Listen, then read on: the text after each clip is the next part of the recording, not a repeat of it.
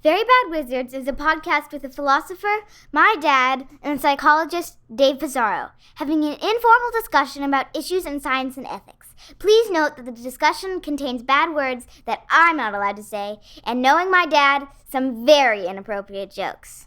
I am not an evil man. No, Larry, no, of course not. I am not. No, we don't make moral judgments. The Galen boss has spoken. Pay no attention to that man behind the curtain.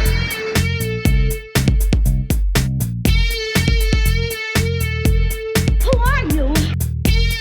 Who are you? A very bad man. I'm a very good man. Good man. They think deep thoughts, and with no more brains than you have. Pay no attention to that man. Anybody can have a brain. You're a very bad man. I'm a very good man. Just a very bad wizard. Welcome to Very Bad Wizards. I'm Tamler Summers from the University of Houston. Dave, because of our scheduling, we deprived ourselves, and more importantly, our listeners, of a deep dive into the massive Cracker Barrel logo change controversy. As you know, I think a couple weeks ago, Cracker Barrel has gone back to the old logo with good old Uncle Herschel after all that backlash. Where did you stand on Logogate? I'm glad you're asking this. I do feel like this was a topic that we should have discussed. I am genuinely annoyed at the changing of logos to be more modern. Like, why? You just want attention. I'm a minimalist generally. Like, I like my shit like tidy and nice and neat. But these logos, these modern corporate logos, they strip all of the life away and like make it so generic. Like, I like the old man. I don't know what was wrong with the old man. I'm with Trump on this. Yeah, you were with MAGA on all of this. Did you see the AI thing that Trump posted of like him shaking the hand of the Cracker Barrel guy? It was so bad. So you were really it was just a terrible, shitty ass corporate logo, just streamlined out of some probably 18 consultants that came up with this streamlined thing based on all this data they've been getting from focus groups or whatever the fuck. But why it did get politicized in a way that is actually quite baffling. It is weird. I was like, why do they care? Is the old guy represent the good old racist days? And we're trying to erase that? That's what it felt like. That's what it felt like. And of course, that was the farthest thing from anybody's mind, I think. It really is just some corporate, So one of the things that I saw, I came to this 5 or 6 days late. But this woman tweeted, "I don't care how much this angers the left. I will never eat at a Cracker Barrel again. I've had my last pancake or French toast breakfast at Cracker Barrel. No more bacon, no more coffee. I'll be taking my business to a local diner that supports President Trump." That's just parody. That's crazy. It's insane. The idea that these Brooklyn leftists are gonna be God damn it, she's boycotting Cracker Barrel. When's the last time you ate at a Cracker Barrel? Somewhat recently, when Lai was a kid, I really young, and we lived in North Carolina. Almost 20 years ago. Yeah. I mean, you don't really go there otherwise, but and I've only been 3 or 4 times, but I'm not woke. That's more of a woke thing to go to Cracker Barrel, Oh man, you were saying probably paid millions of dollars. Or whatever, had a design for consultants. I've seen that happen, man. It's crazy, and I don't even think they collect data in the way that would justify your anger. They just they hire these art firms to make these decisions. They do, I think, have focus groups, but they're dumb decision makers, and they get paid literal hundreds of thousands, if not millions of dollars to do that. And the economy of consulting just in general fascinates me, as somebody who's partaken in it a little bit. Yeah, you've actually benefited from it. Yeah. I've only been the victim of it, although not as often as most people. It's this weird kind of corporate money laundering. I don't understand. It's they're just swapping dollars for something. It's responsibility passing. Yes, That's exactly what it is. It's like, okay, we didn't make this decision. We hired these experts and they did it. So whatever happens, either don't blame us, credit us for bringing in the consulting firm. Yeah, but, it's cowardice, Tamler. It is. Much like what we are going to be talking about in our main segment. It is a kind of an odd topic for us in some ways. It's an Ernest Hemingway short story called The Short Happy Life of Francis Macomber. You know, a few of our listeners wanted to. I think it made the tournament, did it? Yeah, it did, yeah. It did, and I think it, maybe went out in the second round. I don't remember. But yeah, the reason I would say it's a little odd for us is because it's not Borgesian or like Ted Chiang or Kafka. Yeah, it's not mindfuckery. Yeah. Yeah. Exactly. But we're expanding our horizons, as we said in another episode. We've been doing this for a long time. We got to try new shit. Role play different things. But yeah, and it also, of course, deals with issues like courage and cowardice and honor and betrayal. And yeah, this would be a movie episode. It just happened to be a short story. Yeah. Exactly.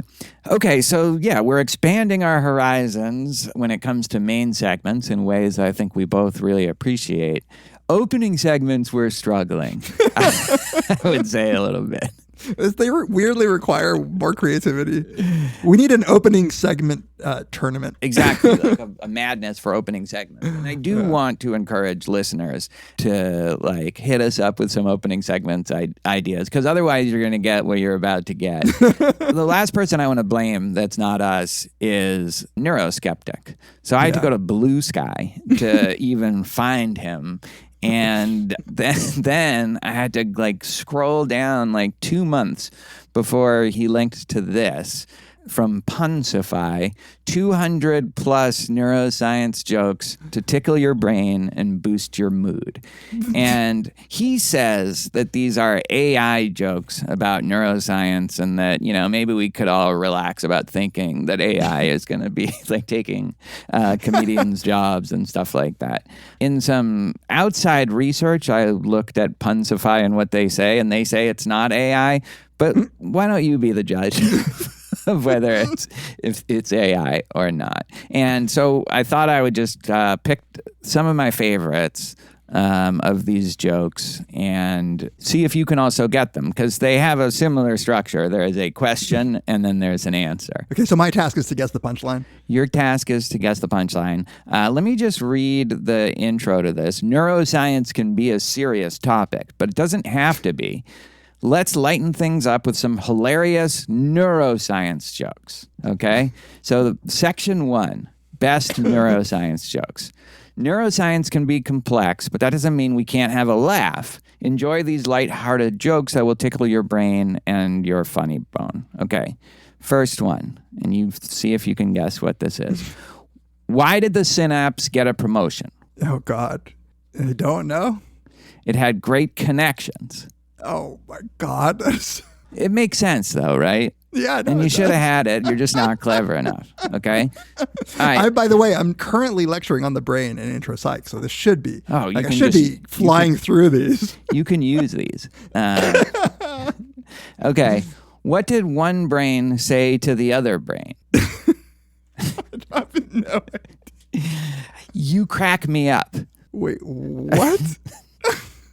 I was hoping you could, given that you're a cognitive scientist yourself. What the fuck does that mean? Okay, that's fine. You didn't get it. Maybe you're not, you are social psychology. It's true. I'm weak on brain stuff. Okay, why did the brain refuse to play cards? You should get this one.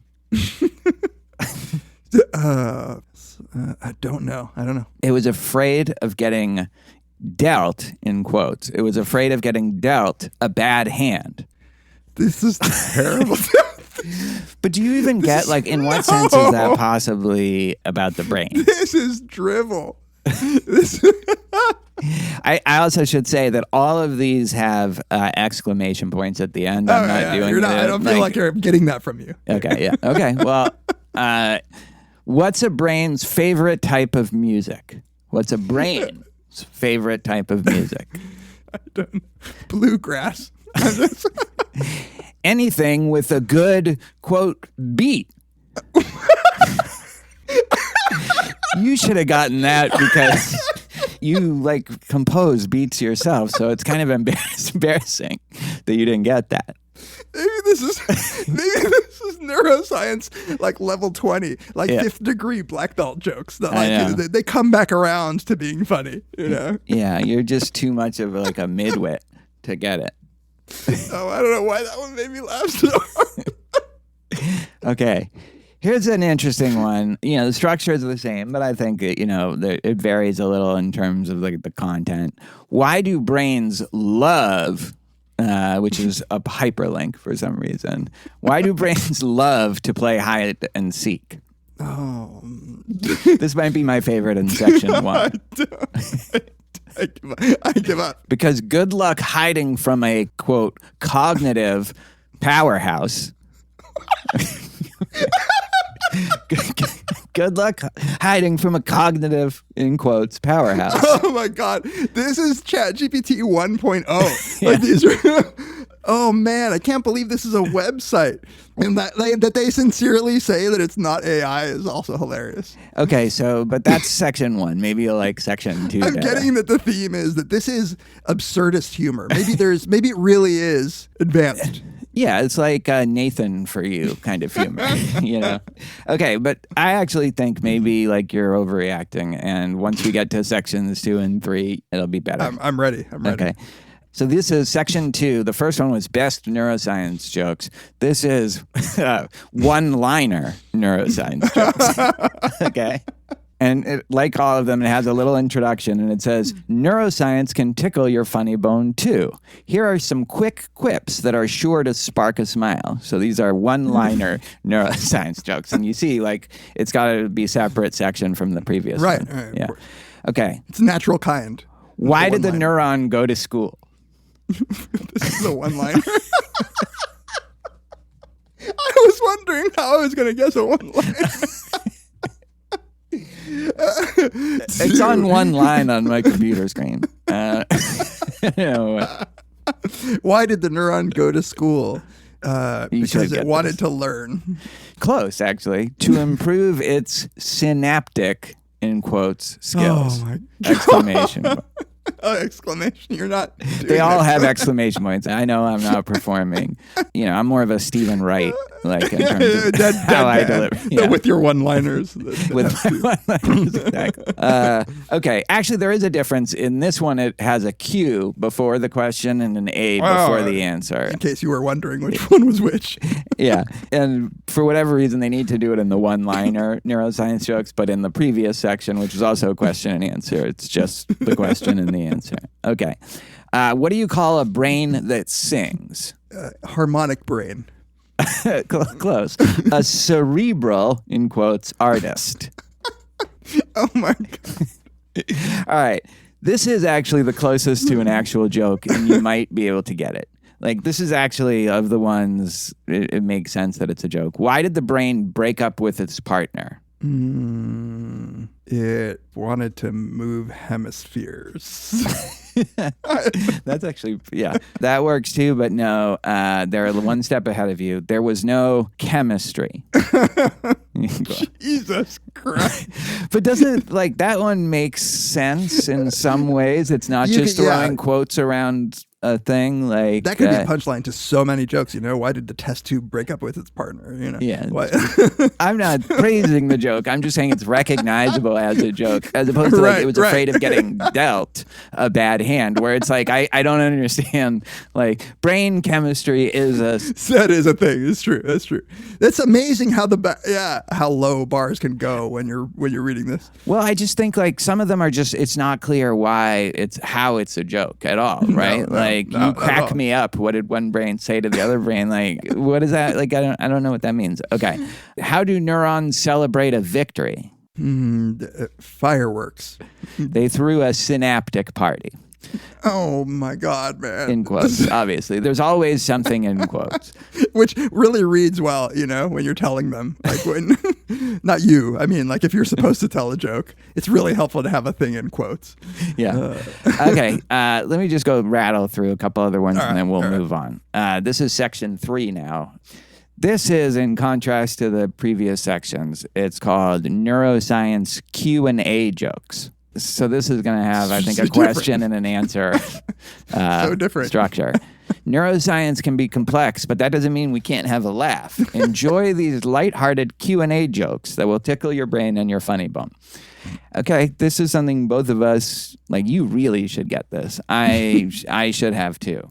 Why did the brain start a podcast? Oh, to get the pussy. Oh, wait, no, that's why we did. That's why. Yeah. It had a lot of thoughts to share. And the thoughts is in quotes. Yeah. They're not real thoughts. You thought they were real thoughts, but they're quote thoughts. No, it's kind of deep. It's showing at that kind of emptiness of thoughts, how they're just little wisps. You know, like I almost awakened when I read that. Now, if they had put THOTS, like that kind of thought, then it would have been a funny joke.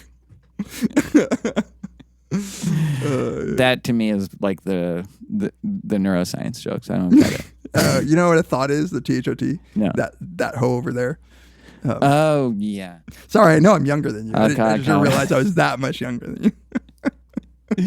And that much older than like most. Isn't that from like the 90s or like early 2000s? No, it's probably like the 2010s. Okay.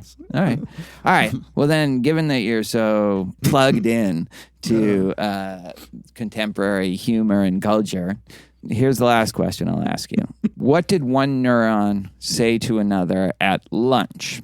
This is hyperlinked at lunch. What did one neuron say to another at lunch? Can I have some of your sandwich? I don't know. I mean, you're close, actually. You're my favorite snack. Is that a thing? Like neuron cannibalism? Neuron snack. Again, maybe we're not advanced enough. Maybe like SNACK is like a very, very like deep theory about neurons. I think that's what it is. Yeah. Okay. Actually, I have to tell you one more. This is in a different section. Funny neuroscience jokes. Section 4. Love these. There's 12 of these sections, by the way. The taxonomy is like, it's like a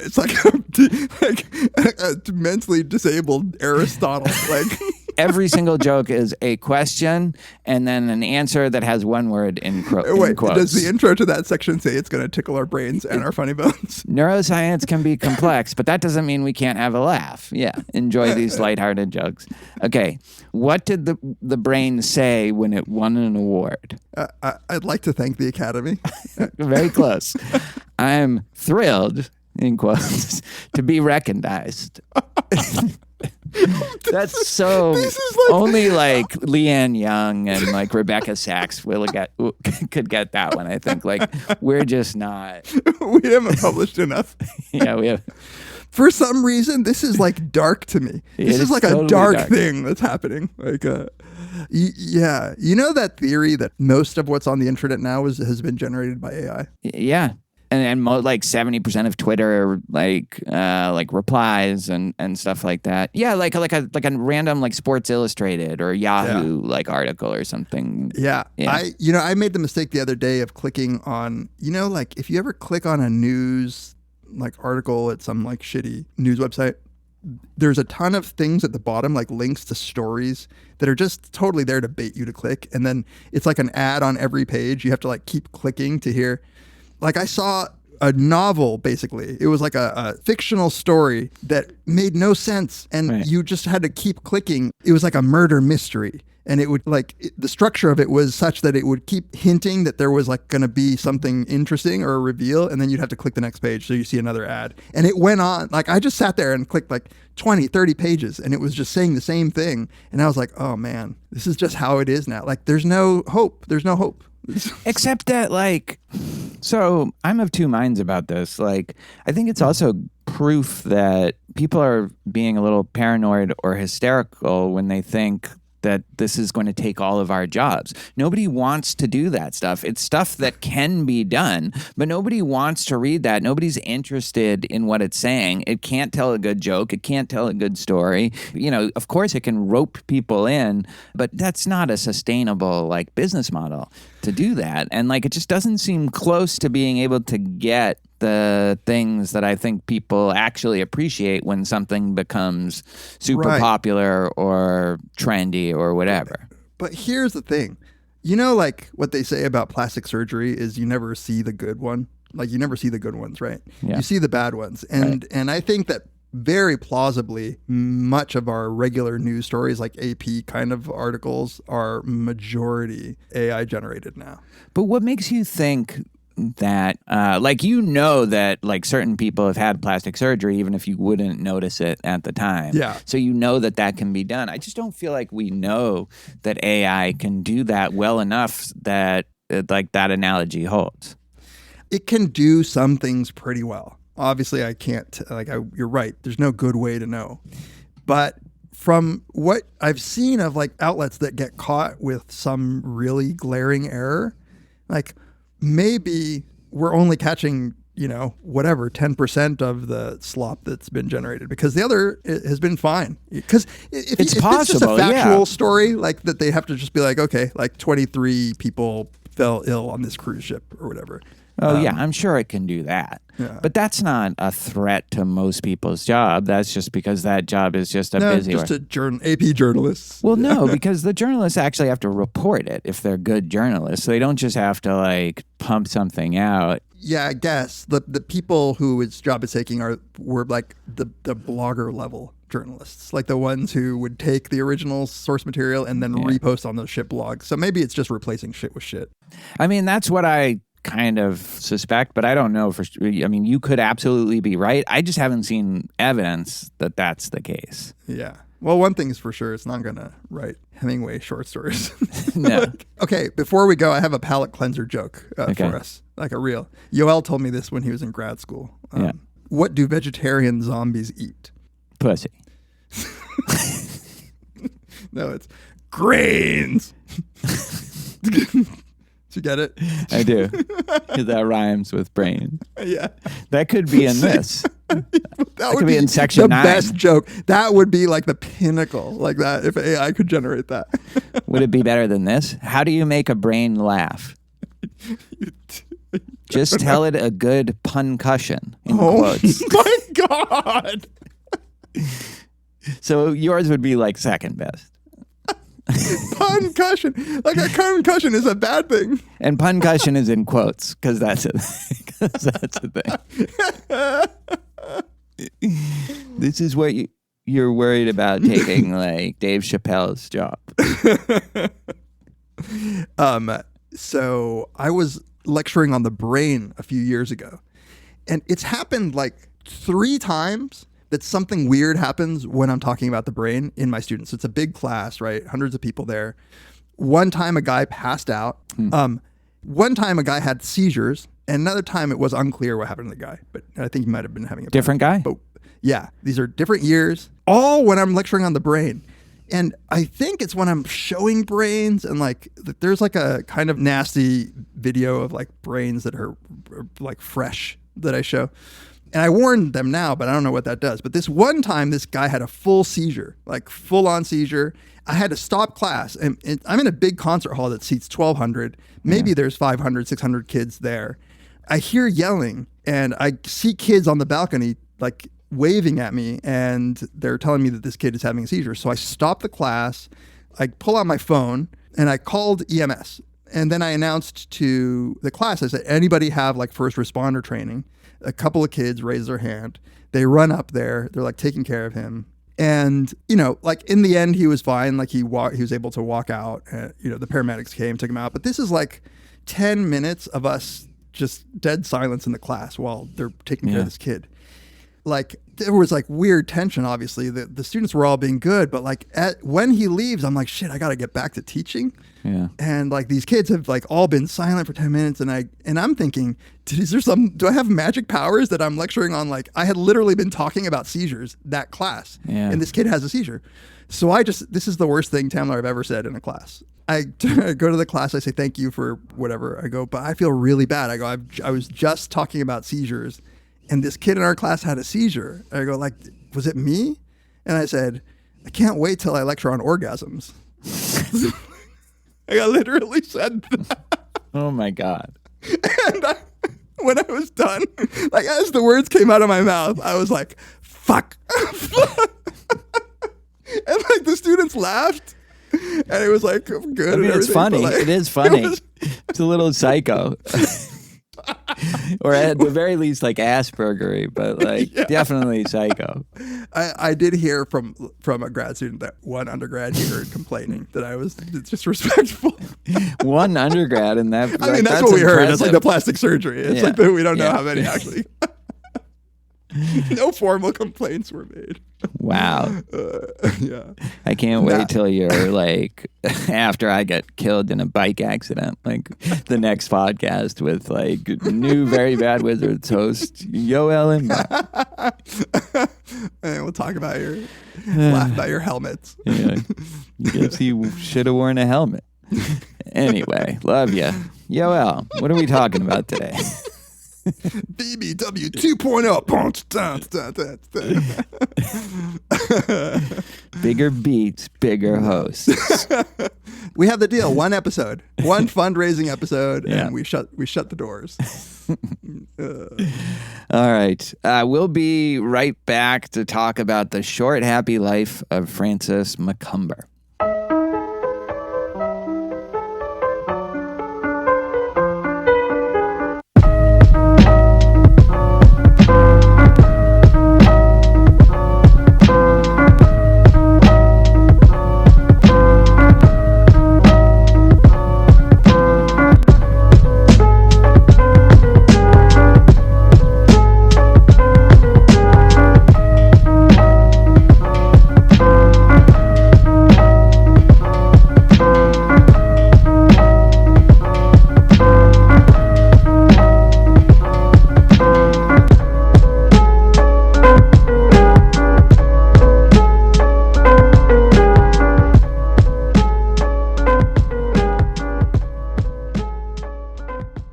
Welcome back to Very Bad Wizards. This is the time where we like to take a moment and thank all of our listeners who reach out, who email us to suggest things, to raise objections to something we said, or to just let us know how you're feeling about the podcast. We read all the emails, and it really means a lot to us. You can email us at verybadwizards@gmail.com.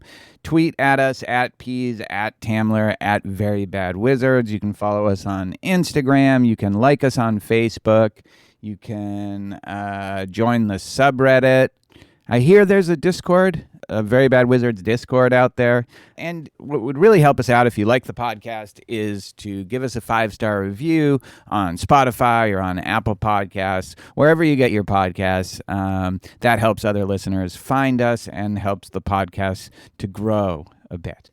If you'd like to support us in even more tangible ways, you can go to our support page. You'll see some swag, which we need to update.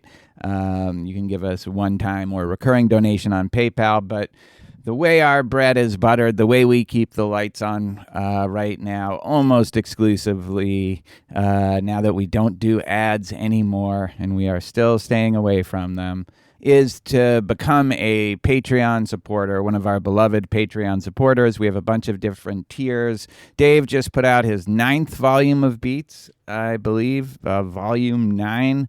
So you get, at the lowest level, access to all of those.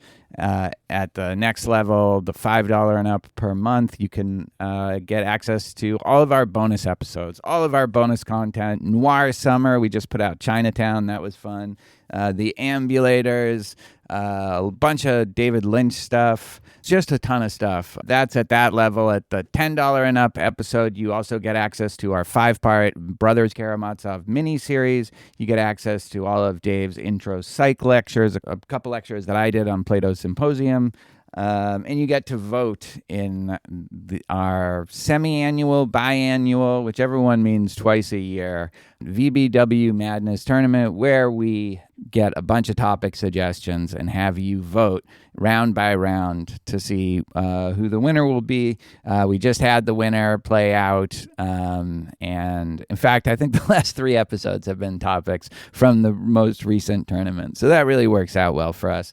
And of course, at the $20 and up per month level, you get to ask us a question every month, and we answer them in video form for you and an audio podcast for all of our bonus tier listeners. So we try to make it worth your while, but we really depend on your generosity ultimately, and we appreciate it so much. We're very grateful. Now let's get to the short, happy life of Francis Macomber. All right, let's get into our main segment, a discussion of Ernest Hemingway's short story, The Short Happy Life of Francis Macomber, published in 1936, which is kind of Hemingway's prime or his peak, the kind of peak of his popularity as a writer. It's just before he left to cover the Spanish Civil War. And it was published in Cosmopolitan, which is kind of funny. It's so weird, yeah. That's how it used to be, you know. Yeah. This is the story of a couple, Francis and Margot Macomber. This is how they are described by the, I guess, kind of omniscient narrator in the story. They had a sound basis of a union. Margot was too beautiful for Macomber to divorce her, and Macomber had too much money for Margot to ever leave him. It has a very cynical view of American marriages, I think. Yes. So with them is a British safari guide named Wilson, as well. There's gun bearers and personal boys, as they're called, part of this like big games hunting safari package. We meet them just after they had gone to shoot a lion, and although this information is kind of released gradually, like at the beginning of the story, we just know that something bad had happened and that Macomber seems ashamed or embarrassed. But we learn that when they were approaching a wounded lion and Macomber had thought that the lion was coming at him out of the brush, he ran away like Shaggy and like Scooby-Doo. Yeah. His legs revved up. Yeah, exactly.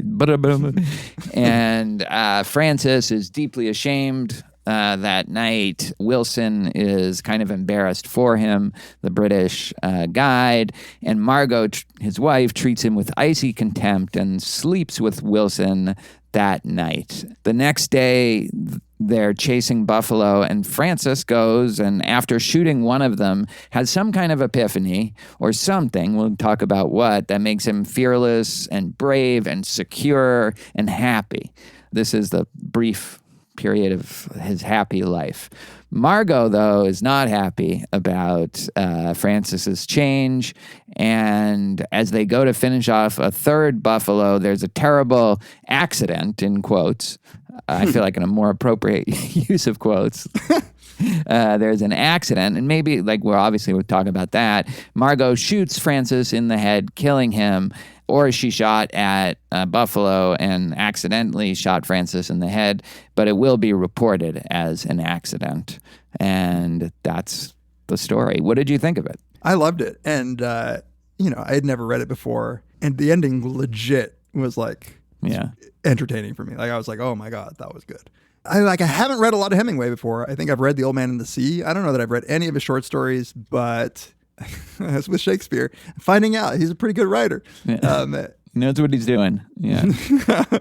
I really, really liked whatever that perspective is, that omniscient kind of perspective, where it was a little confusing, but he's diving into the mind of Francis. He's diving into the mind of Wilson. At some point, he even dives into the mind of the lion, the injured lion. Yep. And so, I'm sure on purpose at times, like, it's unclear where he is or who's saying what, but it's just a great take on a particular, I think, like, the psychology of cowardice and how shameful cowardice is for a man, and like the loss of respect that comes along with it. Like, and then just a good, interesting plot, like, at the end there. Yeah. And what to do when you have proven yourself in a moment to be a coward. In that way, it reminded me, as it did to you, of Force Majeure, the Ruben Östlund movie, where that also has as its pivotal moment an act of terrible cowardice by the man of the family.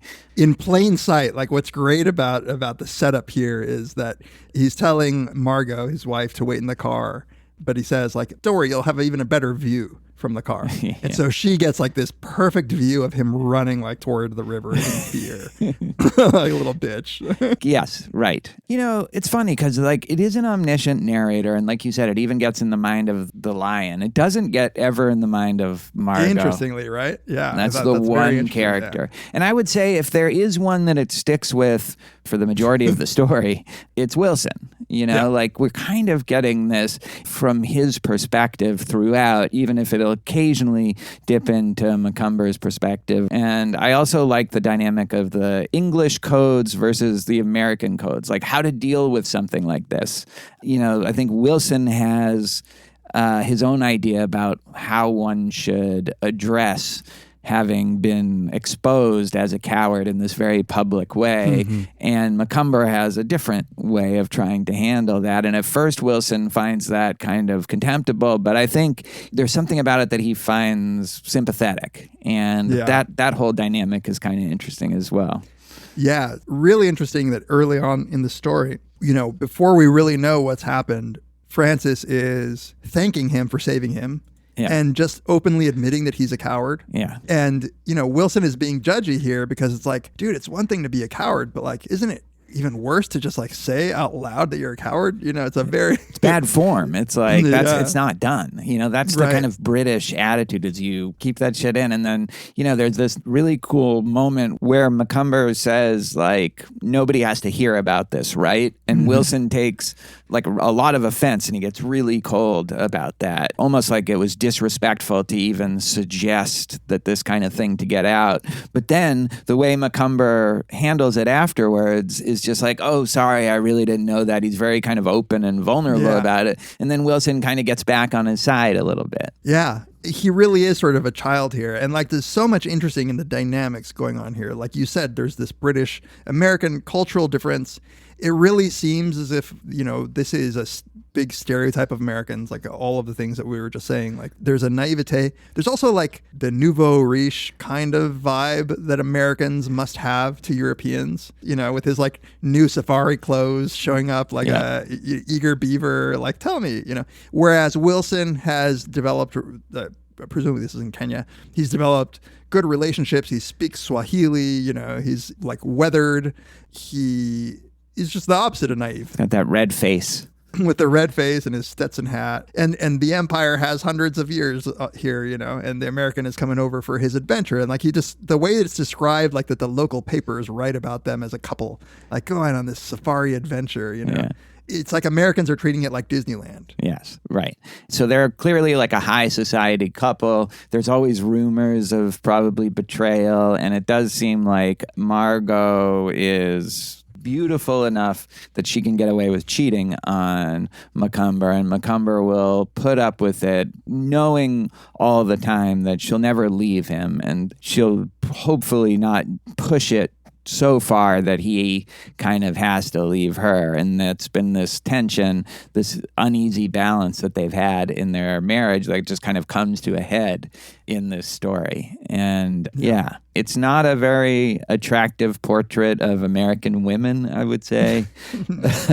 Or women, given that she's the only woman of women, maybe. In general. And I do think it's interesting that I didn't even realize when you said that we get the lion's perspective, but we don't get her perspective from the narrator ever. Which makes her colder even, you know, like distant. We're feeling what Wilson and Macomber might feel toward her, but we never get to feel what she feels. Yeah. And I kind of do think that that's part of this being more globally from Wilson's perspective. Like, she has him flummoxed. Like, early in the story where at first she seems genuinely distressed seeing her husband, being publicly humiliated. And maybe that's, well, what does that say about her? Whatever it is, she seems distressed and goes to her tent. And then when she comes back 20 minutes later and she's like this ice queen that is all of a sudden able to put on this front and then will end up, seducing Wilson, getting into his double cot. and like, I think like Wilson genuinely doesn't understand like what goes on in the head of these cruel American women. Right. And in general, it seems like he doesn't have a relationship with women. He says that like as this safari leader or whatever, he's often put in front of these women and he has his double cot and stuff happens. But he expresses disdain for them, even the ones that he beds. Like as soon as they're gone, he actually hates them. Yeah, and so one of the things about that reflection where he almost tries to justify it by, this is part of the job. This is what they pay good money for. Like the red-faced, ruddy, strong safari guide gets to sleep with one of the women that's on it. It's the fringe benefit. But I think, that's also an interesting question in the story, because he does seem, even the first day after the lion incident, to have some sympathy for Macomber, but then does also sleep with Margot Macomber, and then seems to regret it afterwards, but he did it. And so his code is a little more fragile than he thinks. Yeah. The dynamic between Frances and Margot is really interesting because it's made clear, like you were saying, that she's done this multiple times. And maybe in part because they have this mutual sort of like, whatever the thing they have going where neither of them is going to leave either of them is what's keeping the marriage together. But it also seems like a real sign of his weakness. His like, she's walking all over him. And there's a point where after she sleeps with Wilson, after the whole cowardice incident, she disappears into his tent while presumably Frances is sleeping, but he sees her come back in. She's bald-faced about it. She doesn't even really try to lie. I could feel the pain that you would even have to say this. He goes, you promised this sort of thing wouldn't happen. So like that they had a conversation where he's like, okay, you got to promise me you're not going to sleep with a guy when we go on safari. And it's like, really? That's a conversation that had to be had. Yeah. He says, where have you been? Out to get a breath of fresh air. That's a new name for it. You are a bitch. Well, you're a coward. You think I'll take anything. She says, I know you will, sweet. Well, I won't. Please, darling, let's not talk. I'm so very sleepy. There wasn't going to be any of that. You promised there wouldn't be. That's what. And she says, well, there is now, she said sweetly. You said if we made this trip, there would be none of that. You promised. Yes, darling, that's the way I meant it to be. But the trip was spoiled yesterday. We don't have to talk about it. So she gets a little like Wilson, like, okay, but it's not proper form to talk about it. And then he says, you don't wait long when you have an advantage, which is, I think, like, this is a power game.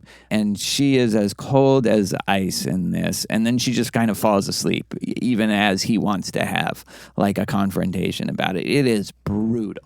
It's brutal. It's brutal. Like, she just goes right to sleep.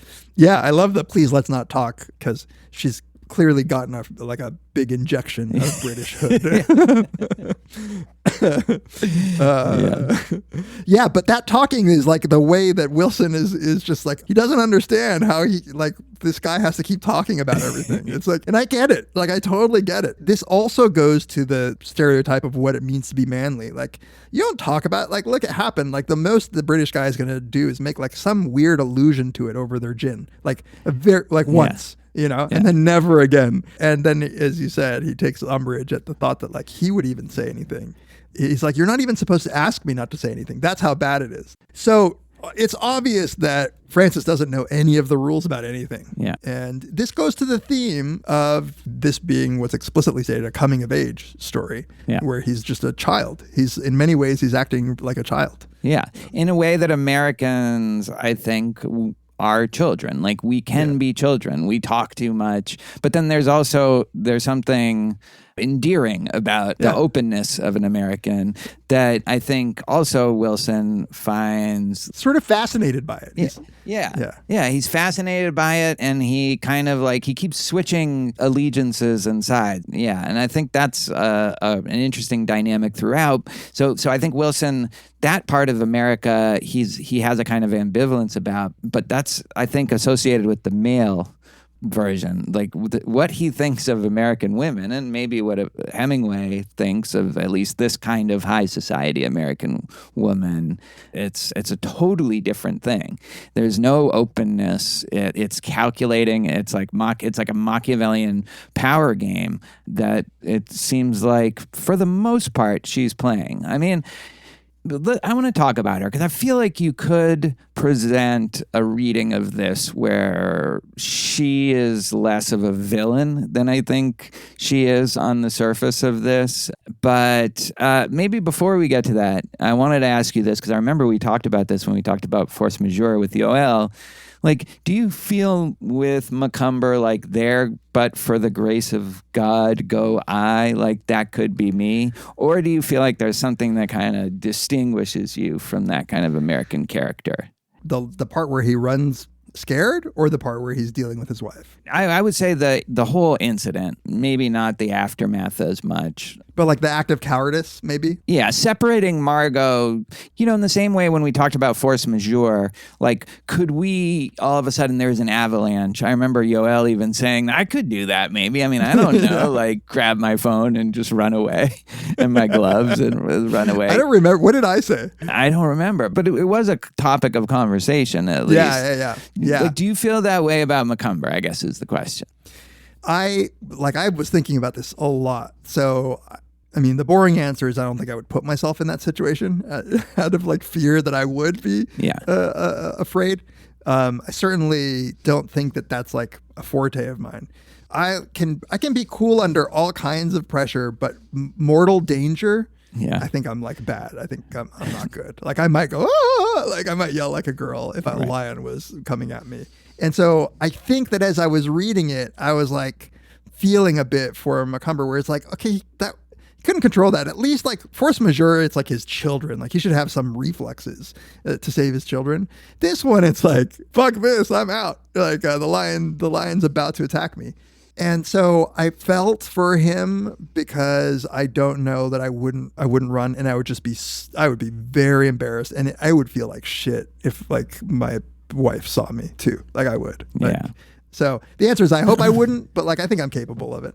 I think like what you said before, you wouldn't put yourself, even though that's the boring answer. Yeah. That's also, I think, like kind of a crucial point is you wouldn't get all dressed up in your safari outfit to go like shoot lions and buffalo and like for fun or for a trophy or to prove yourself to your wife in some way. Like, that's what I would never do. Like it seems ethically wrong, but also just ludicrous. Like it's ridiculous. It's such an interesting thing that people did or maybe still do. But it's cosplaying courage. Like I think I wrote like stolen valor, when it happens. And so what happens is that Wilson shoots the lion who was attacking him and saves him while he's running away.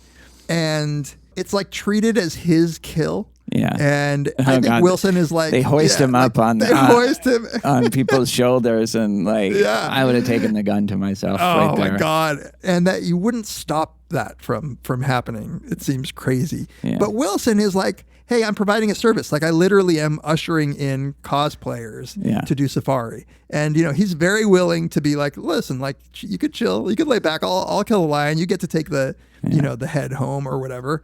And Francis doesn't want to do that, but he's not stopping the people from like cheering him on as the killer of the lion.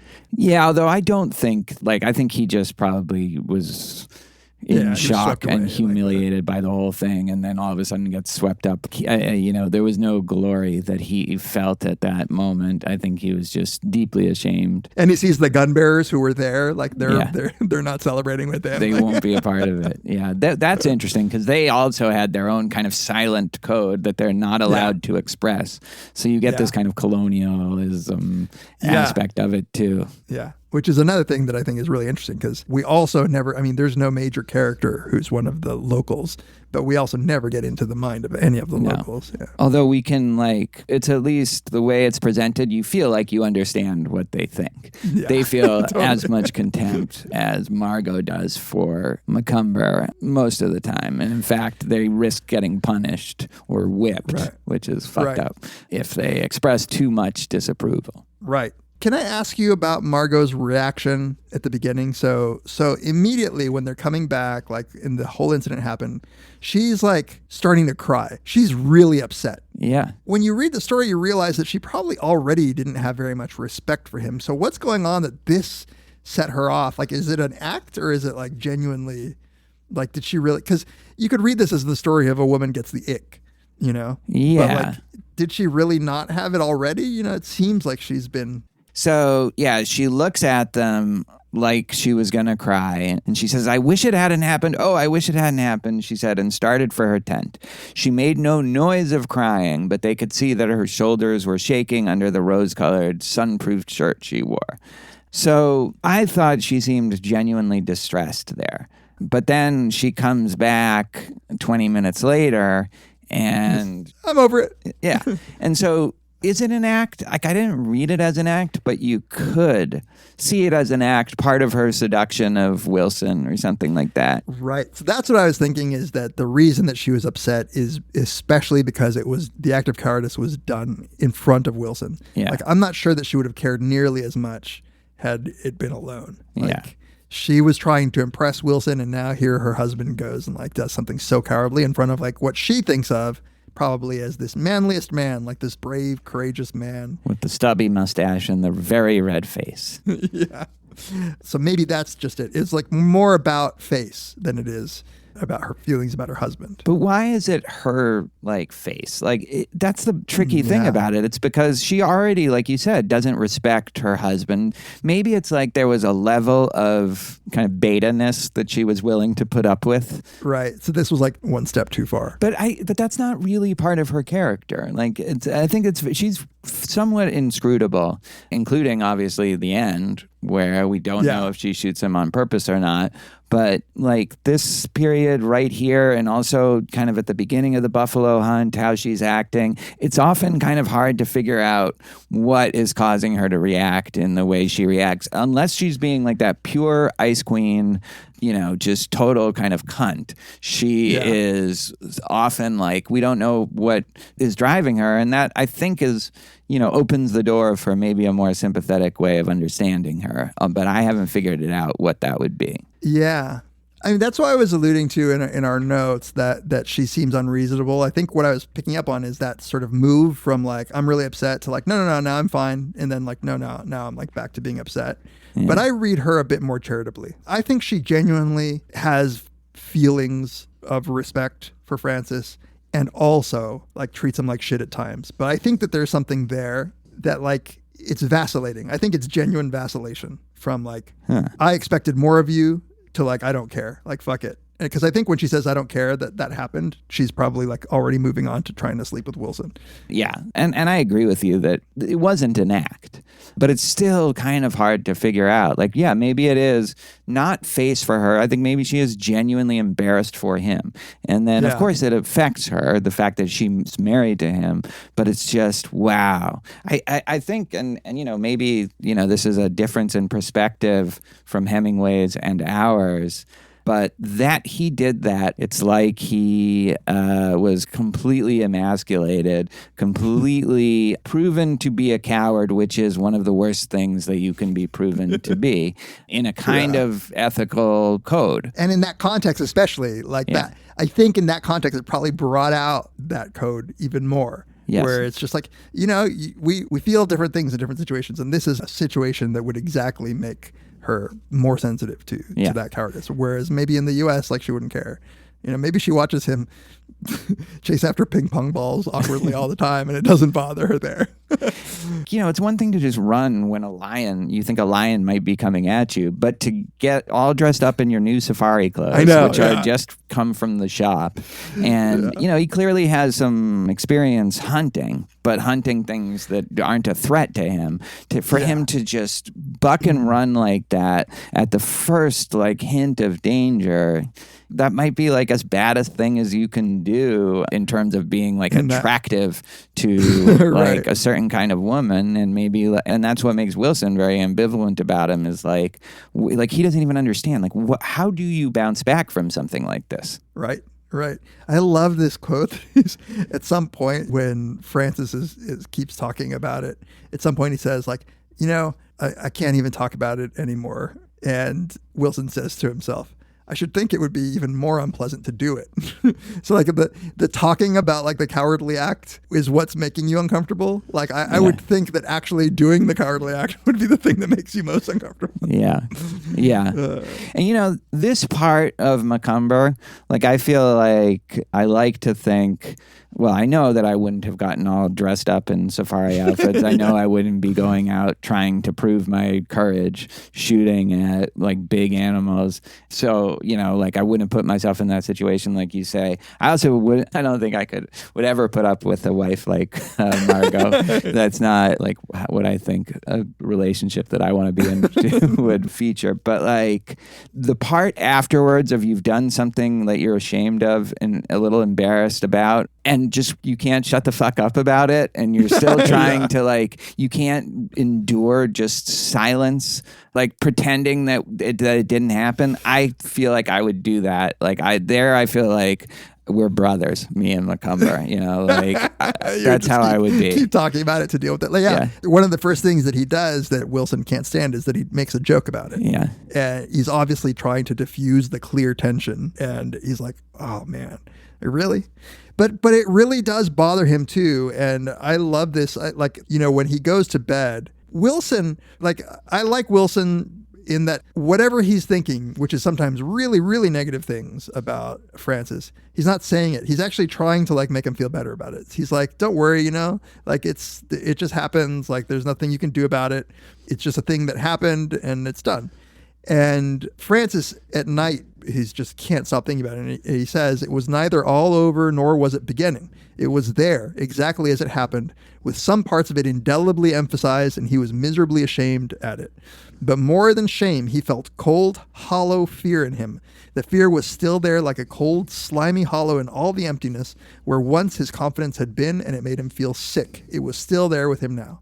Yeah. That sounds like even more than I would have thought that he would feel. It sounds existential. Yeah, because I think he has been literally unmanned. I think his identity kind of shatters at this point. He has had this, I have this beautiful high society wife, and I'm filthy rich, and I go on these fun vacations, and there's chatter about her and about us, and now he's just proven that isn't sustainable, and he's proven it to himself, he's proven it to the gun bearers, and he's proven it to Wilson, and he doesn't know what he is anymore. And I think that fear is also fear of maybe I went too far this time for Margot. But then he also thinks, no, she'll never leave me. There's that great paragraph of all the things he knows, and one of them is that Margot won't leave him. But maybe it's that whatever truce that they've had is over. It's and it does make sense. When you read the description of what he would do, you mentioned that he did hunt, but it was game or whatever, birds. The description of all of the things that he was involved in seem like very masculine things, whatever court games are, and the hunting, and he wasn't good at horses, but other stuff. There's one way to read it is this is a man who's been trying to prove that he's a man for a while. Maybe he was had characteristics that didn't make him seem very manly, which is sort of how he's described, just by nature. He doesn't seem very manly. He doesn't seem assertive. Yeah. Yeah, but also just not, he doesn't strike you. He has thin lips and the description is of somebody who's not exuding masculinity. No. But maybe he's been trying to like make up for that, because when you think like, why would you sign up for big game hunting? Like maybe he really is trying to prove himself to himself. And this is a deep failure because he's seen who he really is. Like he's been trying to convince himself that he's not this. And now he realizes he has like this absolute proof that he is, just as he feared. So then do you think that that is the thing that ultimately leads to him recovering his fearlessness, his courage?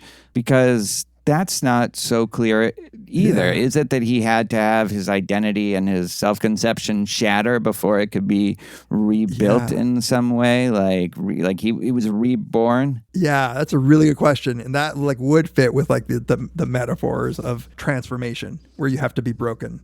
And in like a more mundane way, it seems to me at the very least, the elation would be magnified after you were at such a low. Like the elation that he has when he actually does something brave, presumably. But it's not so clear that the thing that caused or precipitated this new courage, this kind of blissful, like, I don't care what happens, like, I'm not afraid. I'm not afraid in the most general global sense. It's not clear that it was, oh, well, I shot these buffalo in a way that, you know, given that we were chasing them in the car, is illegal and maybe, you know, on the borderline of not sporting. Like it feels like that can't be the thing that just all of a sudden cured him of his cowardice in like the deepest sense of how he faces the world. Because in the short happy life period, he is genuinely fearless. Yeah, unencumbered. Yeah, unencumbered. Right. He's like unafraid to die. Unafraid of anything Margot says or Wilson. Yeah. He's able to just kind of breezily talk to them and like in ways that kind of says, fuck you, but also I don't care. Yeah. And he's like, let's have whiskey, no more of this juice that I had at the beginning. Yeah. So basically he wants to go hunt buffalo the next day to kind of make up for it. I mean, explicitly, he says, like, maybe we can make up for it with the buff or whatever. So they go on this thing, and yeah, you raised the interesting part about them being in the cars, like so much for Wilson's like codes. Yeah. Which is, I think, really interesting. That, and then the fact that Margot tries to use that as leverage of some sort, although she can't figure out exactly how to use it. But yeah, just the fact that he would do it. Yeah. And here's the other thing. So if you were wanting to write a story where this real transformation happened because the character that was a coward at first engaged in a true act of bravery, you wouldn't make it so weirdly ambiguous as to what happened. Like, you know, they're chasing 3 buffalo. I guess he hits one, you know, and then gets help hitting the other 2, but then the one's alive still. And like, it doesn't strike me as such a justified release. Like the act of bravery, I'm not quite sure what it is. And I would think that if Hemingway really meant to say that one act brought this man back, like he would make it a clearer act of bravery, right? Yeah, and that's why I think there is something about that. It's maybe facing that kind of existential terror that you were talking about, or maybe just kind of bottoming out in their relationship where Margot treats him like that, and then he has to get up the next day and see the guy and see her, and, you know. So awkward. Can you imagine having breakfast with a guy who like fucked your wife like literally hours before? And he's being kind of cold, but he's not quite at the point that he is a little later in the story, where he can kind of give both of them shit and like shrug off whatever anybody thinks about what he's saying, you know. There's something that's got to be about that. Like, I faced that. Whatever doesn't kill you make you stronger. Like, I'm still alive, and I just experienced like a complete humiliating, emasculating experience that lasted through the night, encompassed my wife and like everybody, the gun bearers, everybody, and like I'm still here. Yeah, and I wonder if what Wilson says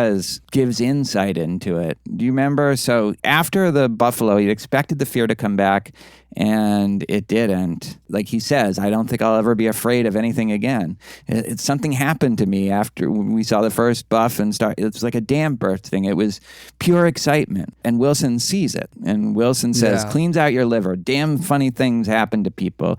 He says, I'm just not afraid of them. After all, what can they do to you? And Wilson says, worst one can do is kill you. How does it go? Shakespeare. Shakespeare. Damn good. See if I can remember. Oh, damn good. Used to quote it to myself at one time. Let's see. By my troth, I care not. A man can die but once. We owe God a death, and let it go which way it will. He that dies this year is quit for the next.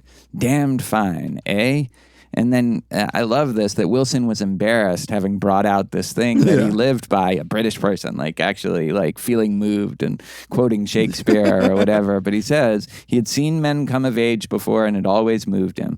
It was not always a matter of their 21st birthday. Yeah. And so maybe there's something about that. It's like we can only die but once, and he died and he's still there, you know? Right. Yeah. I like that because the thing that changed him, he thinks is the encounter with the buffalo. Yeah. So he's almost attributing it to it. But what he really got was fuck it. Like I went through some of the worst shit you can go through. And you know what? It's fine. I'm here. Yeah. And she can't leave me. And she can't. Wilson does say right after what you read, it had taken a strange chance of hunting, a sudden precipitation into action without opportunity for worrying beforehand to bring this about with Macomber. But regardless of how it had happened, it had most certainly happened. It seems like a plausible account is everything you said about that, the hitting bottom is the thing that caused him to go to the buffalo with no fear. Mm-hmm. And then it was that like adrenaline of whatever that happened and noticing that he went to the buffalo with no fear that he thinks was like the mover. But the mover was really like the buffalo incident was the result, not the cause. Yes, I think that's right. And maybe it was necessary because if he couldn't prove himself in any way after feeling like that, it would have laid dormant in him. And so you have those two things combined. Yeah. Which is also just an interesting thing about, people talk about this in virtue theory. Like, you need the opportunities to show what you're made of. Like, if you never put yourself in those situations, you might not ever know what you're made of or never have the opportunity for courage or cowardice. So he's going out there and testing himself. Yeah. He's testing himself with the lions and with the risky behavior of taking his wife to places with other men. Yeah. And, I think, like you said, you normally don't get a chance to know, like, what you're made of. He got 2 chances. He didn't just get one. He did get one, and and he found out he was made of nothing. But then the next day, and I love the way it's described. Like, he's talking to Wilson. They're both like, "Oh, this is so cool to be fearless like this." It's like, do you have that feeling of happiness about what's going to happen? Macomber asks, still in exploring his new wealth. So it's like he literally hit the jackpot of virtue and like a kind of utter fulfillment, like a lack of fear, like a conquering of fear. And then Wilson says, you're not supposed to mention it. Much more fashionable to say you're scared. Mind you, you'll be scared too plenty of times. But this time, even though he's saying you shouldn't talk about it, don't talk rot or it's bad form, he's actually like, you're not supposed to, but between you and me, you're supposed to say we're scared. And we do have a feeling of happiness about action. And right before that, when Wilson is describing like how he sees the change in Macomber, he's like really admiring him. He's really like, I've seen this before. I've seen men become men before my eyes. Like, it happens in war sometimes. And he's like, probably this will be the end of cuckoldry. Yes. But he says, like, fear gone like an operation. Something else grew in its place. Main thing a man had made him into a man. Women knew it too. No bloody fear. Yeah. No bloody fear. So he's seeing it. He's seeing the transformation. Yeah. And like, he's like digging this guy now. Like you said, he was always a little ambivalent, but like, you get the sense that they would have had like a real respectful relationship after this. Yeah. And even before, there were times where he was like, he's taking it like a man. Like he's owning up to it. He's not pretending it didn't happen. He doesn't want to do the big ceremony or anything like that. Like, and he's making jokes about it. Like, he's like, I guess. He didn't want to take a picture. Yeah. He didn't want to take a picture. He's like, this is, I guess, the way to handle it. It didn't stop him from sleeping with Margot. So now right before I meant to get to this, because the quote that you read about don't talk about, you're not supposed to talk about it, you're supposed to say you feel fear. Yeah. I think that there is this bit of wisdom that's just true where he says, don't talk too much about all this. Talk the whole thing away. No pleasure in anything if you mouth it up too much. I feel like there's something true about that. Like, if you start talking too much about it, it's like somehow makes it less good. Yeah. You know, Yeah. like keep it to yourself. Yeah, which is not something I'm good at.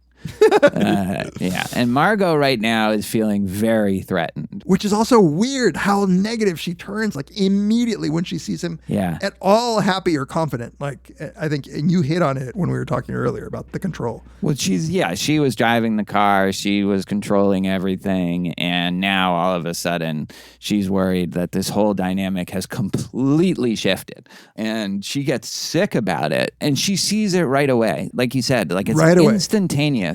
When she says, "You've gotten awfully brave, awfully," suddenly his wife said contemptuously, but her contempt was not secure.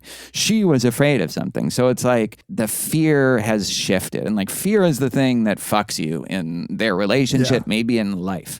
And he had the fear before, and now she has the fear. You know, this reminds me of, it's like in like arm wrestling movies or whatever trope, where all of a sudden the one guy who was winning sees that the other guy is coming back. Yeah. And he's like, oh shit. Like, and he's slowly just like coming. Yeah. This is like Macomber in this scene. He's like looking at her in the eye, and he's just slowly like bringing her hand back. And she's like realizes she's fucked. She's fucked. And he immediately just like snaps back at her in a way that she's like not used to. He says, if you don't know what we're talking about, why not keep out of it? He's like, us men are talking.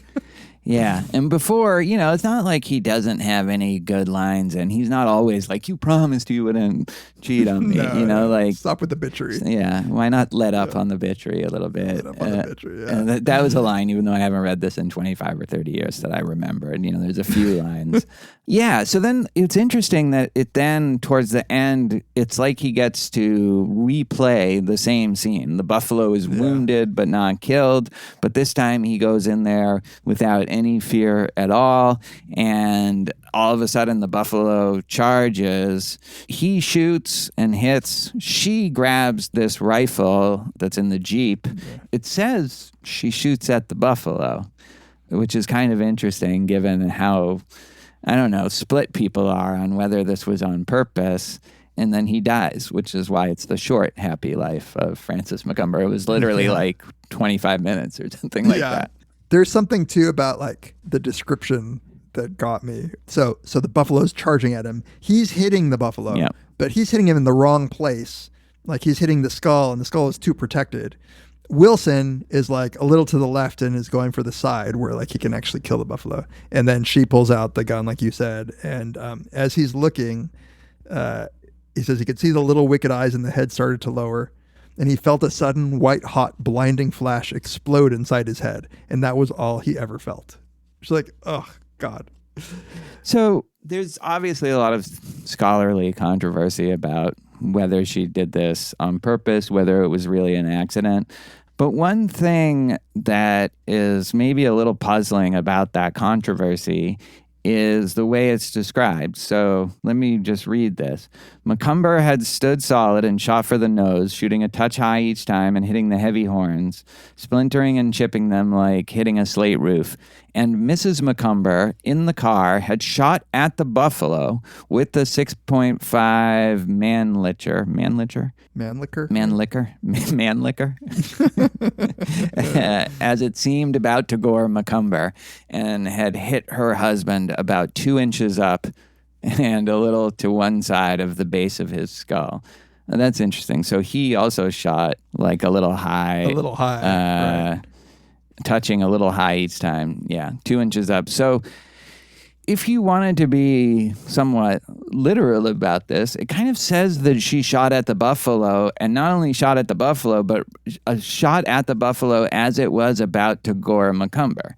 So, like, on the one hand, I do feel like it's like a key question of the story of whether she shot him on purpose, and then we can talk about all the reasons she might have to do that. But the way it's described, and even the aftermath of it, of her crying over it, that, and even just the idea of, okay, this is like right as this buffalo's hit, like this is my chance to kill my husband. Like it's not going to be like that. Why do you think there is this suspicion that she did it on purpose, given the way it's described, given that it's kind of an omniscient narrator, even if it takes, Wilson and Macomber's perspective? Yeah.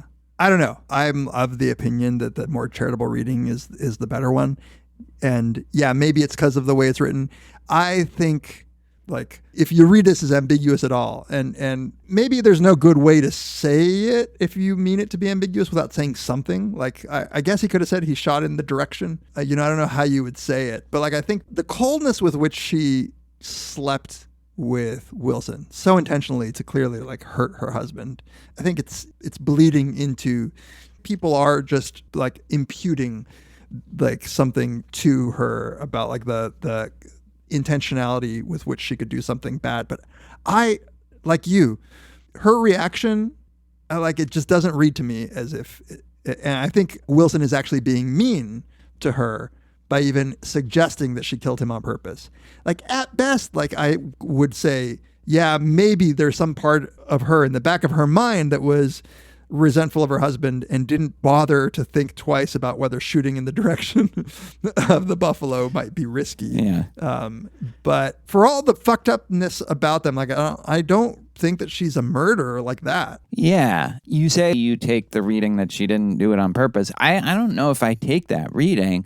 And it's not because she was such an ice queen. It's more how she reacted when she saw that, oh my God, like, I don't have this guy on a leash anymore. Yeah. That was like her existential threat. My whole identity is that I control this guy because I'm so beautiful. And even if my beauty is fading a tiny bit, like, it's still plenty. He's not a player. Yeah, it's still plenty to keep this guy in line, in tow. And then now all of a sudden she fears she's losing that. I kind of thought, yeah, maybe it wasn't like an intentional act, but maybe it's almost like him running. It's like I can't deal with this new version of Francis Macomber. And then so she shoots him.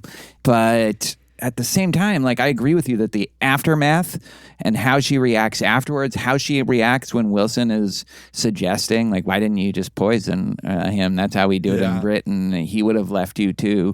Like, that's what you were worried about. Like, it doesn't feel like that's what it was. And also the circumstances don't feel like that's what it was. I think maybe, and I guess this is kind of like what you were saying, in this moment of just panic about how he's acting, and then the panic of this buffalo charging, she shoots and she's not worried about killing her husband. Maybe she even shoots at his head, like, fuck it, I'm just going to shoot at all of this because I can't, this is all too horrible for me to contemplate. Right. But that still doesn't explain the way it was described. So, and I don't know how much it matters, but... Yeah, I'm not sure it matters that much either. It's the ambiguity that matters, I guess, because of the emotions it gives us about what happened in the sort of uncertainty but what Wilson says to her, he would have divorced you, you knew that.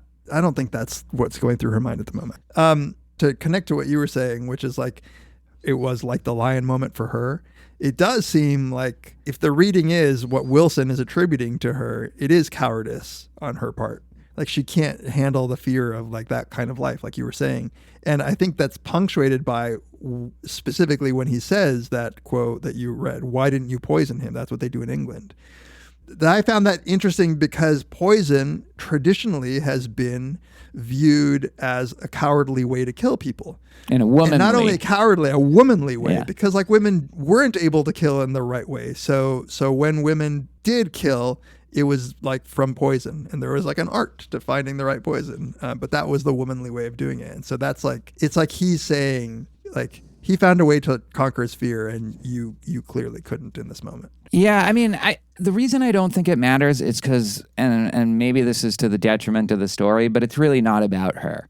It's about Macomber, and Macomber is dead. It really doesn't matter for that story. This is a story, like you said, about him coming of age, him becoming a man, and becoming fearless, like achieving like a kind of eudaimonia, at least, in the ethic of the story, a kind of flourishing life, however short, a flourishing life, honestly being defined by lack of fear in the broadest sense. And, when he's killed, that's kind of the end of that story. And it's not charitable to women in general, but I agree with you that it's really, she's just there to demonstrate that this man has been living in fear his whole life and is being controlled by others or whatever. The very end, like the last few things they say to each other is, She said, he's saying, why didn't you poison him? She says, stop it, stop it, stop it, the woman cried. Wilson looked at her with his flat blue eyes. I'm through now. I was a little angry. I'd begun to like your husband. Oh, please stop it. She said, please, please stop it. That's better, Wilson said. Please is much better. Now I'll stop. Yeah. What is that like? What is that about? Is it just showing us that she can't manipulate Wilson at all? Like that he's still... I think it's almost like revenge. Like he's taking a little revenge, which is a little rich coming from him, given that he slept with his new BFF's wife. But yeah, it's almost like, okay, I made you say please. You're now the kind of person that has to say please. It's a kind of a humbling of her in that moment. But it comes off as cold and cruel. And yeah, I mean, the more, I read this last part, she is not reacting in a way of someone who wanted to do this. But maybe the way of someone who panicked and did it, maybe. Yeah. But I feel like what you're saying, you were alluding to is maybe right. Like it's recklessness. Like she was mad and she's like, fuck it, I'm aiming in this direction. Not really thinking that she would shoot him, but not thinking that there was a risk, if that makes sense. Panicking. Yeah. Like I think she was panicking, and that panic led her to just fire at all this stuff that she felt was a threat, which included the new Francis Macomber. Right. Francis's transformation, as I was thinking about this, it's like as religious as a secular story can be. It really does feel like a spiritual transformation, even though there's no like allusion to anything spiritual. But it's like what Hemingway might have thought of as salvation. Yeah, or being born again. Yeah. Whatever happens to him, he experiences a kind of transcendence of a certain kind, or an awakening in, I think, a fairly religious context. You could think of it as in a Christian way, you could think of it in a Buddhist way, but it is a kind of, I am not bound to the earthly things that I thought I was bound to, which gives me a new kind of freedom. It's a kind of liberation. Yeah, and then that way it's beautiful. And I think that's, Wilson is moved by the beauty of it, and probably also might contribute to how he treats her, given that, she put an earthly stop to it anyway. Right. Yeah. Hemingway's, I don't know enough about him, but it does sound like one of the things people criticize him for is this kind of like, masculinity. It is a very like specific view of what it would mean to transcend, to like live without fear in this regard. Like I read somewhere that Hemingway had been criticized a lot for these kinds of themes. Nabokov, I think, had a quote that it's all he writes about is bells, balls, and bulls, or something like that. This is a shallow guy writing about like guys doing bullfights and proving that they're men. Yeah, proving that they're men. And I don't want that to be the reading of this, but like I guess you could. Like this is a weird way of testing your masculinity, like going to hunt big game. And it was early enough, and Hemingway was living in a time where I don't think it's ironic. I don't think he's trying to use big game hunting as like a critique of this. I think that this actually was a masculine act. Yeah, but I'm not sure I agree with that fully. I agree that it's not a full-on critique or satire of something like that. But I think he gets that there's something a little ridiculous and artificial about it. About him doing it specifically. Yeah, and about anybody doing it, even Hemingway doing it, because I think he did. Or at least he knew he was very good friends with people who did. But I think he did himself. It's not that he's unaware that it's like cosplaying being a soldier or being, in the Iliad or something like that. I think he gets that, but that doesn't mean you don't have to show courage in these moments, that it isn't actually something that you would be afraid of. There is a code with this stuff, and you're not supposed to, if you wound the lion, you have to go and kill the lion, even if you're going to put yourself in real danger. And to really face that does require courage, even if the whole setup is a little artificial, and also kind of American in the sense that, you're trying to spend money to prove you're a man. There's something like kind of American about that. I don't think Hemingway is so naive that he doesn't get that reading of it. I think it's just putting it's all true, kind of. Yeah, but I guess what I'm saying is that the clear critique is of this guy going big game hunting. But like Wilson doing it, like he's not critiquing the genuine safari person.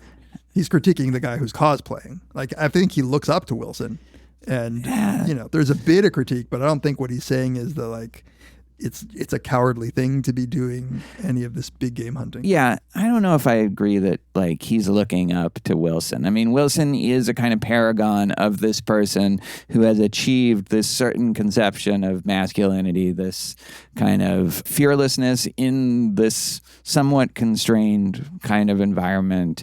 But still, he's a whore. Like, he's literally a whore. He sleeps with these women because they have to get what they paid for. I mean, the fact that he finds Macomber kind of endearing just shows, like, how some of these other people must have been. And yet, that's what he does. So I don't think Wilson is someone he thinks has fully been liberated from a more global kind of fear or that he's being valorized, I guess. He definitely knows who he is and has found this little corner of life, where he looks good and he knows what he's doing and he's confident. But I don't know if he thinks that this is like a peak of virtue either. No, I mean, he's clearly criticizing Wilson for some things. I guess what I'm saying is that the best thing about Wilson is the particular courage and code that he's showing. All the other stuff, like that he's whoring these skills and like his whatever, the life that he's built is in selling this is not honorable. But to the extent that he has virtues, they are that he's brave, that he knows to kill the lion when it's hurting. In fact, those are some of my favorite parts of the conversation where Wilson can't even understand how Francis would even ask. Yeah. Like when he's like, can we just leave the lion there? He's like, what? He's obviously suffering. He's like, he's basically saying, can we send some African boys in there to do it? Yeah. And he's like, well, that would just be murder to the boys. Yeah, like, it would just kill them. And if we just leave, it could just kill some poor person. Some other person, innocent person. Yeah. That he doesn't have intuitions about what the honorable thing to do is like one of the most condemning things. Yeah. And he doesn't even, it takes him a while to even process it.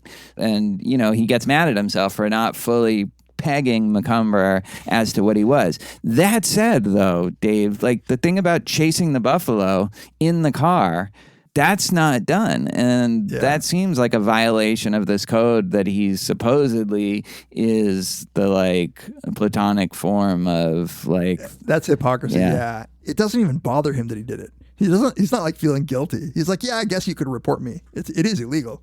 He doesn't seem to be bothered. Do you think that? I think he feels a little threatened by what Margot is saying there.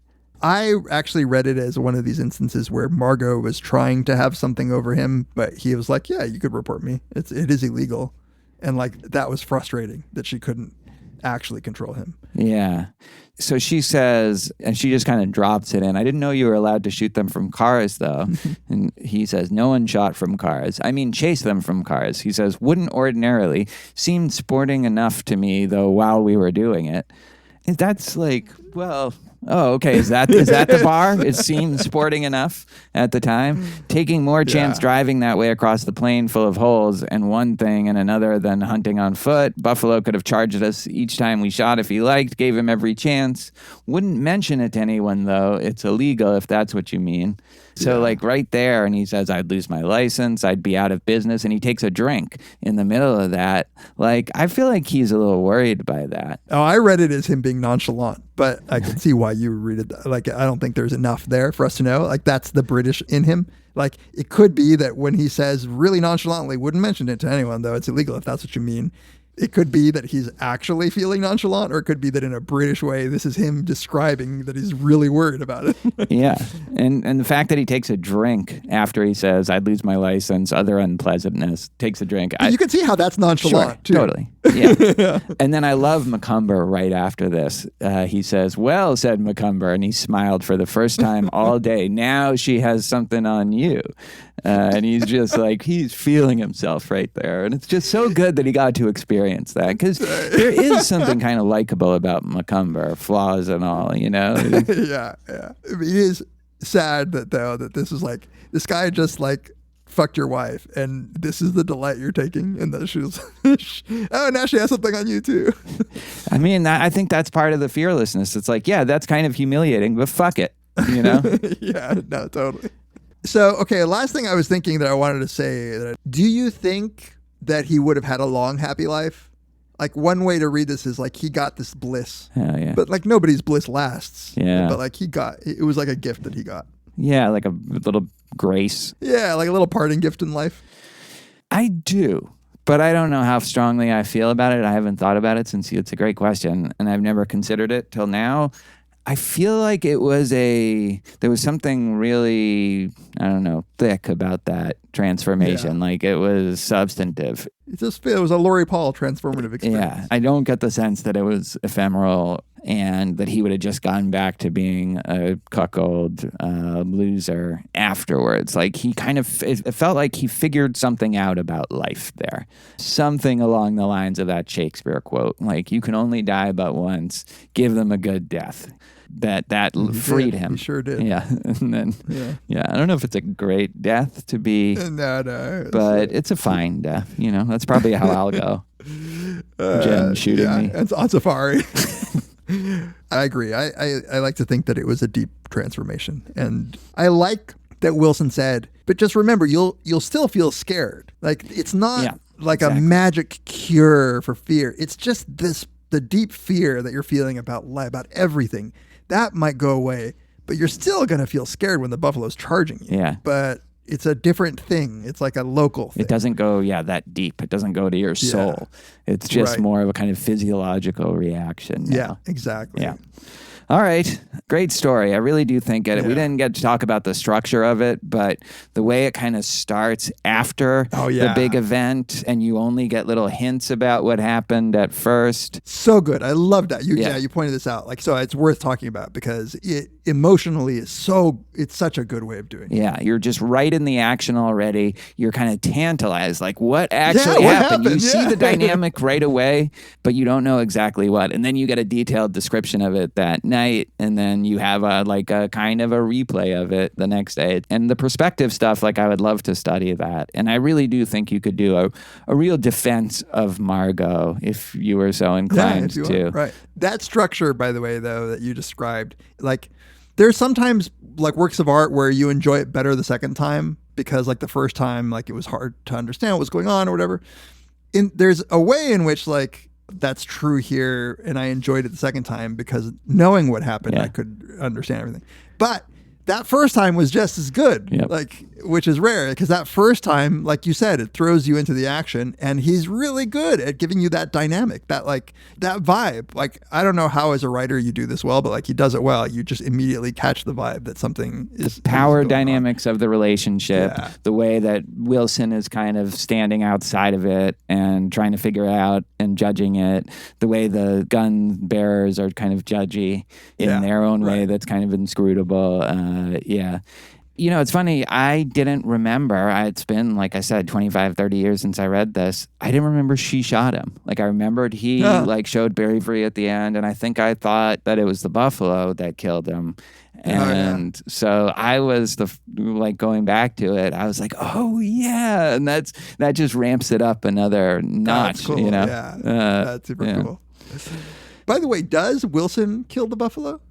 Like we have the setup. Like it really does seem as if the buffalo might have killed him, like even if she hadn't shot him. But I know that Wilson was like squatting to the left and like getting a side shot. But I don't know that he would have gotten it off in time. Well, so it's not like but the buffalo didn't gore him, right?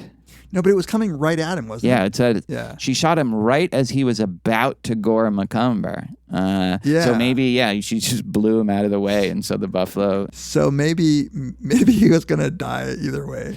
By the way, I really don't it's way not as bad as like factory farming and like a million other horrible things we do to animals, but there is something that's just all this virtue ethics stuff that's going on in the story. It's like, why are you killing these beautiful, rare creatures? These majestic creatures. I hate it. I hate it too. I absolutely hate it. Yeah, it's fine for the story. Yeah, but I don't want to hear about it. Yeah, and if it was an actual person, it would be tough to stomach. All right, maybe we'll do some more Hemingway. There's a couple other stories that people have suggested. It's not Borges, but it's good stuff. Yeah. All right, join us next time on Very Bad Wizards. The Great Oz has spoken. Pay no attention to that man behind the curtain.